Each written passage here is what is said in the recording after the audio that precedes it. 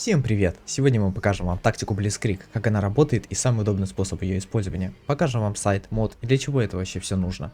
Чтобы начать использовать сайт, вам нужна Starpost копия, которой вы трените уровень.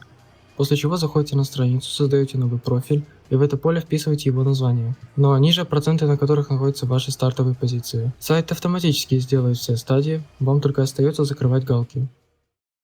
Только что мы говорили про Consistent, а не прохождение уровня, потому что Consistent – это и есть ваш скилл. И Blitzkrieg нужен для того, чтобы довести его до предела.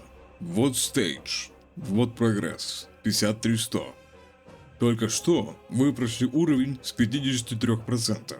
Возвращаясь к стейджу, закрываете этот прогресс. Также закрывайте остальные галочки. Перейдем к правилам тактики. Первое. Нельзя переходить к следующему стейджу, пока не закрыт предыдущий. Второе. Одна попытка, одна галочка. Вы поставили прогресс 5078.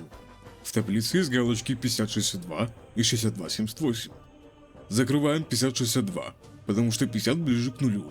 В этом суть правила одной попытки, одной галки. Третье. Галочки не переносятся между стейджами. Вы закрыли прогресс 14301, раном 1455. И когда открылся второй стейдж, вы не можете отметить 1453 и должны ставить его заново.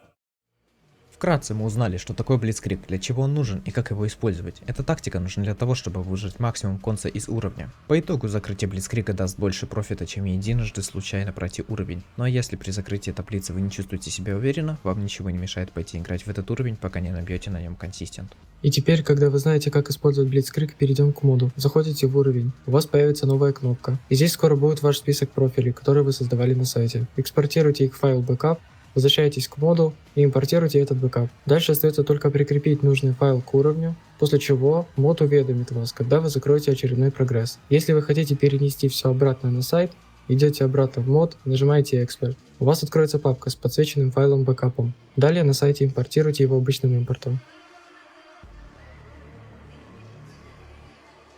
Начнем установку нашего мода. Заходим на Discord сервер и выбираем уведомления для приватных модов, чтобы быть в курсе последующих обновлений. Находим канал мода и скачиваем файл. Заходим в Geode, жмем плюс, выбираем скачанный мод и перезапускаем Geometry Dash. Вот и все, мод установлен.